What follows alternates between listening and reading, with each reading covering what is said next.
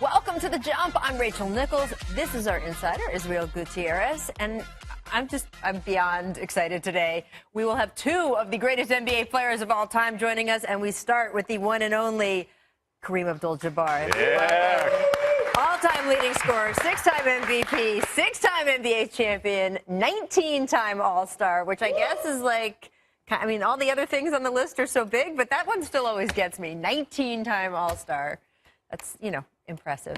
Later in the show, we're going to be joined by Jerry West, the logo, 14-time All-Star NBA champion. And Izzy and I were talking earlier, once we knew Jerry was going to stop by later.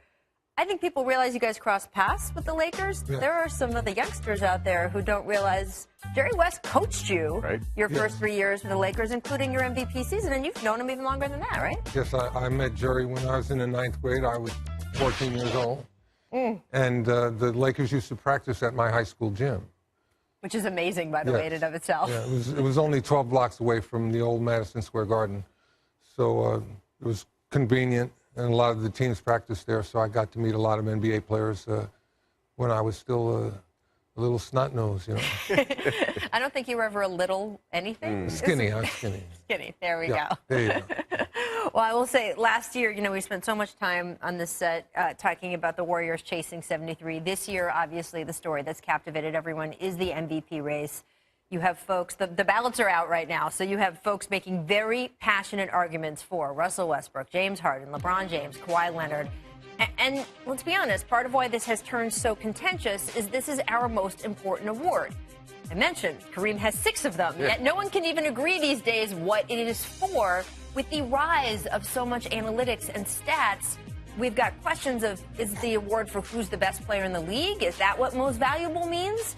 Or now that we have all these numbers to break things down more, is it who has put up the best season? People who watch this show, of course, know I've been campaigning here for MVP reform. Instead of one kind of undefined MVP award, how about we have 2 awards, like the NFL does it, like the NHL does it. The MVP could be for best player, the traditional sort of who's the best guy. If you were starting a team today to win a title today, who would you pick?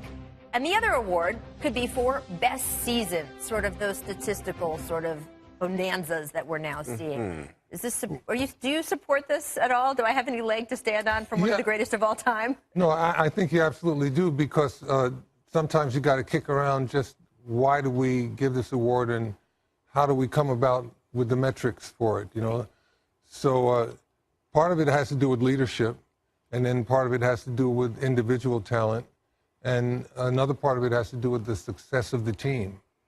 So, these things get to, be intertwined. It gets to be like spaghetti, Where's the end of it? And if you look back at just even like the one year that it's been talked about lately, the 61-62 year, where Oscar Robertson finished 3rd despite averaging the triple-double.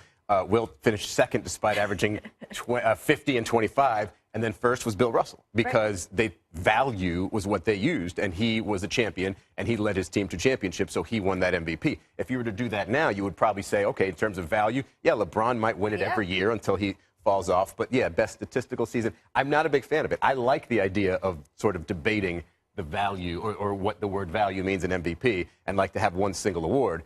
But that is possibly the best option that I've heard so far in this year's split MVP. Well, it came up today because we have Kareem on. We're going to talk to Jerry later. And when you look at the greats of the game, this is one of the things that we judge it on, right? How many MVPs did you win? It's something we talk about.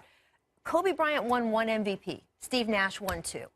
Are we supposed to sit there and say, oh, well, then Steve Nash must have been a better player? If you look at the overall player, no, you wouldn't say that. He just had 2 seasons I think, that were statistically powerful. I think it has also to do with, like, the charisma that a player exhibits. Sometimes they have a big surge, and they lead, and then they fade away. And they don't ever reach that height anymore, or they don't ever have that kind of hold on all the fans' attention. So, there's so many complicated aspects of it.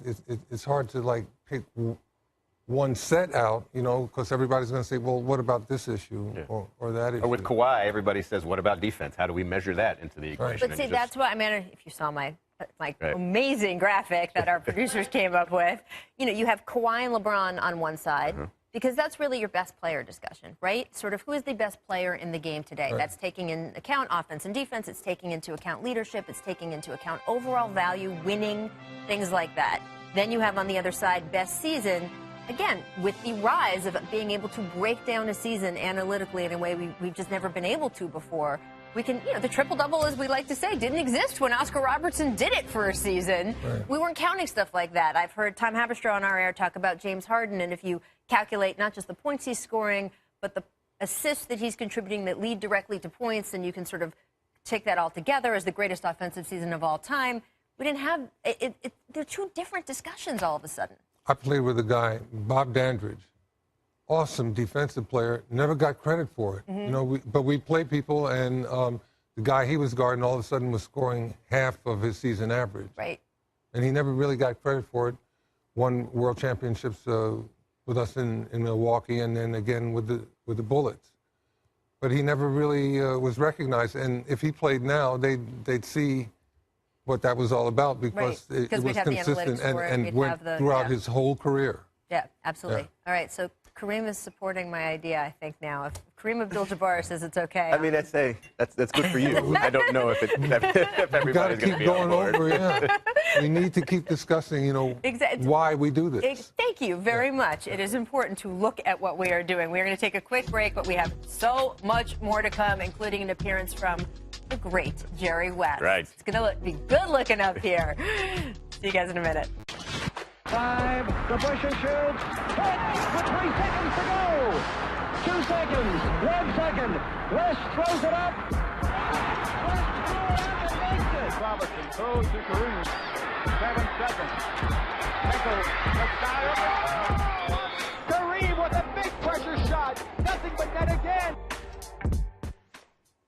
Welcome back to The Jump. You just watched, two of the most iconic shots in NBA history by two of the biggest icons the game have ever seen. And guess what? They're both right here.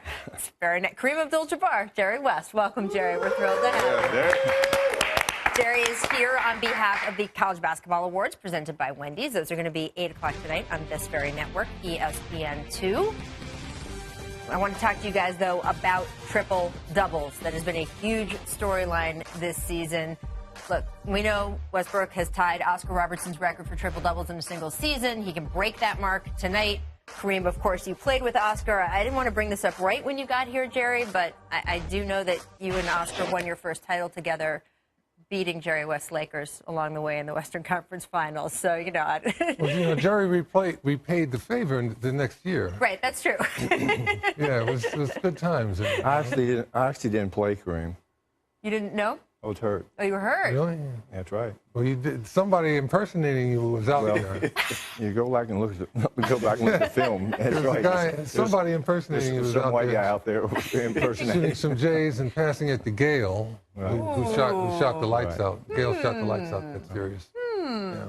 You guys can obviously give us perspective on Oscar that no one playing today can, and sort of what an amazing player he was who affected all parts of the game. Yeah. The triple-double, though, we didn't count that back when you guys were playing. Oscar says he didn't know he had a triple-double for the entire season because nobody had that stat as a thing. If we look at you guys, your career triple-double stats, Kareem, leading scorer in the NBA ever, 21. Jerry West, the logo, 16 career triple-doubles. You've got guys who this season have got 40, 50 triple. I mean, it's crazy, the numbers that people are putting up. Are we overvaluing the triple-double now with the way the rules have changed? I don't think so. I think really it's really about usage rate of players today. The way the game is changing and the predominance of a point guard has overshadowed a lot of things that go on in the league today. The offenses are constructed for these players who have the ball, 40% of the time. Obviously, those players are going to make a lot more mistakes. Look at the number of turnovers that both Russell and James Harden have, and I would say they're probably the two favorites to win the most valuable player this year.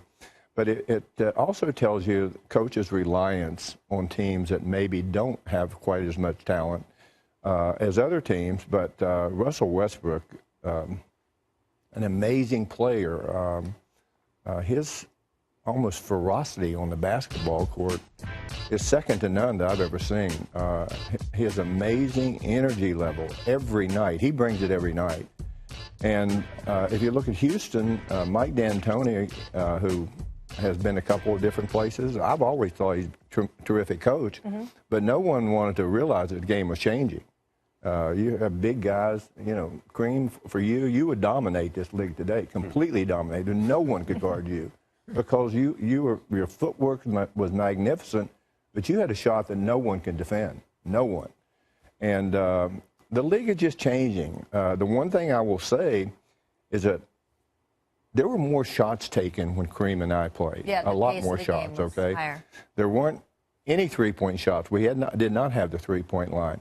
So I think the rebounding number is the one that's most significant to me because you have players getting rebounds now when there's not as many shots taken. Right. But the last thing I would say, I see people give assists today. I'm kind of scratching my head. Somebody will throw a pass and he'll fake somebody and go in and lay it up, assist so-and-so. Yeah. But the league is about promoting things like this, okay? And kids get enamored with it. The thing I get enamored with is really good basketball players. I value a basketball player probably a lot different. One of the things that made Kareem so great, his ability to block shots, rebound, defend. We don't value that as much today as we do numbers, and the analytical people get involved. I have no idea how some of these analytical things can be important at all.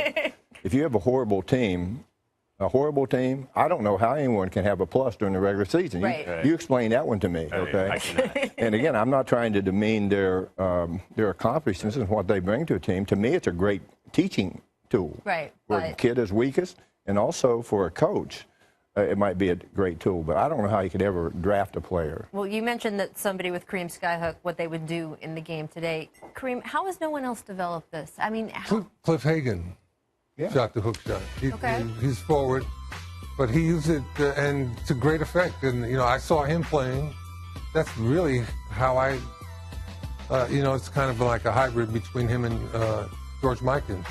But that's what I modeled it on. A guy like Anthony Davis said he's never even tried. Right. You would think, I mean, it's maybe when you do it, it looked easier, right? And maybe guys can't do it as well. But you would think, especially with all the spacing now, with the three-point line and everything else, you would have more room to operate, that more players would at least try it. And you've got one of the greatest players in the game right now say he hasn't even tried it and hasn't even thought about it. I don't think the coaches are teaching it to kids when they're young, where they can develop the footwork and the touch and, have some confidence. Right. Because it takes a little bit of confidence, but go out there and try it a couple of times, it's going to work. Well, if you see how the game has changed, everyone can dribble, okay? Everyone can dribble today. And these kids start out at a very young age. You see them on YouTube. I watch YouTube all the time. I see these young kids.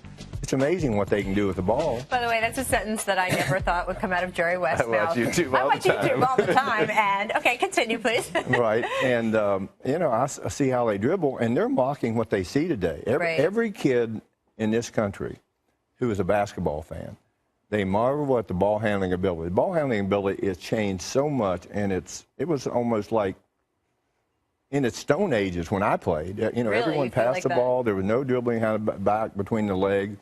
And they're great offensive skills if you can develop them. But they develop at an early age, and I think that's why you see so many more creative kids today in terms of their ability to drive the ball to the basket. But to me, if I were a kid, I would watch somebody who could really shoot the ball. No, you the first segment of this show, I was sort of making my case that it is now time to maybe reform the MVP award, that because we have so many more analytics and we can carry stats so much more, we should maybe break it into a separate, different award for best season, which talks about best stats, sort of best season, and then you have the still most valuable player award talking about maybe the leadership or winning or some of the things that you want. We do currently, though, have one MVP. I feel like I've heard you kind of lean both ways in the last 5 minutes of what you're valuing more. Who would you pick this year? What would you value? Well, to me, it certainly wouldn't be numbers. Okay. Numbers are important because you win because you outscore teams, okay? But the player who's the best all-around player on both ends of the court, to me, I would look at. And who is that in your mind? Well, there's two of them. Okay. Okay, and I'd say it's hard to discount Kawhi Leonard. He doesn't do anything call attention to himself. I admire the passion that he plays the game with, but also he's a force on the other. You know, I hear about defensive stoppers. I don't see very many defensive stoppers in this league today because the way the game is played, you can't touch anybody. If a guy goes, I saw a play the other night. A guy goes in for a layup, and he got hit and he's being knocked down. He's trying to grab someone, and they call a flagrant foul. How many times have you seen that this year? It's the dumbest rule I have ever seen in my life. And I know, and I know what they're trying to do. I know what they're trying to do. But that was a national championship game, wasn't it? Well, let's not go there. We're going to have weeping here on about how that the NBA is completely different. Okay. Yes. I do. So Kawhi Leonard and I'm going to assume. I think LeBron James. Okay. To me, so is he your MVP this year? I'm sorry? Is LeBron your MVP this year? I didn't say that. One of those two. I didn't say that. This is a man who does still work for the Warriors. I realize I would say that you have to really look at the body of work that Russell Westbrook and also James Harden have done. Their teams have made.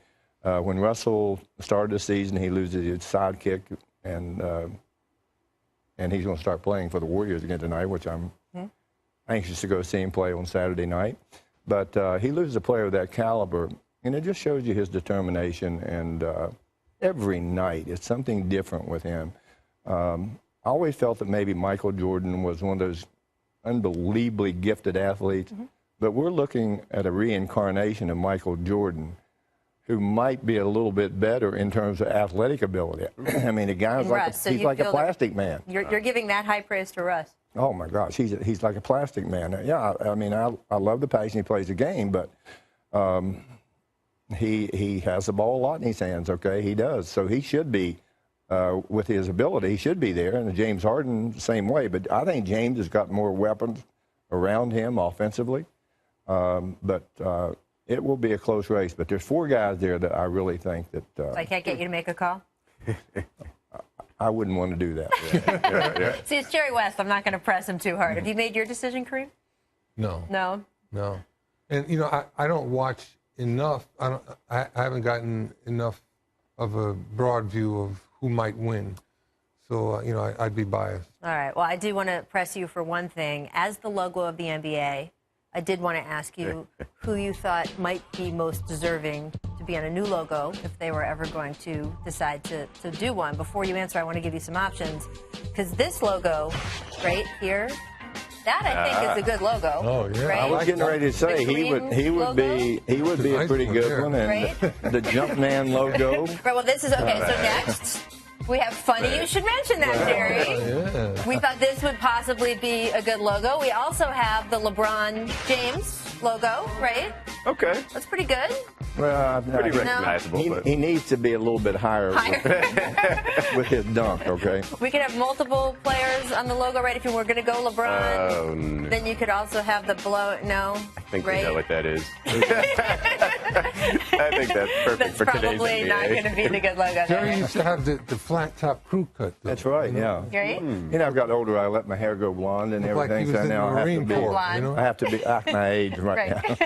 A little surfer. Do you have a choice? Do you think if they ever did an updated logo, there's someone in particular who should be on it? You know, first of all, I wish that had never gotten out that logo. I do. Really. Right. It's the best nickname I ever, really by do. the way. And I've said it more than once. And, you know, it's flattering if that's me. And I know it is me. Yes. But it is flattering. And but to me, as I say, I played in the time when they first started to try to market the league. There were 5 people that they were going to consider.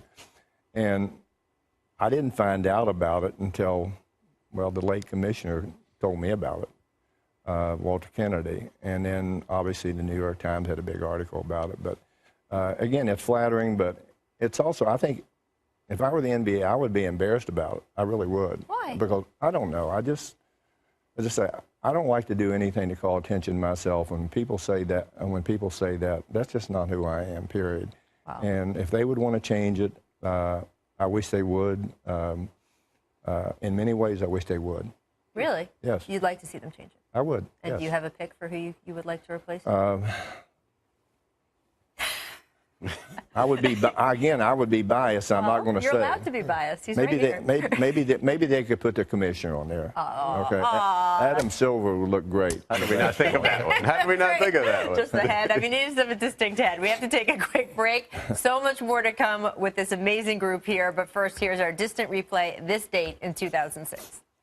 Leandro Barbosa brings it back. Oh, get out of here. I love that guy. Who's that? It's Steve Nash. A little behind the back. He was great. Tim Thomas. You know what's really interesting? The guys like this, when we played, could never. I think I was second and most valuable player award.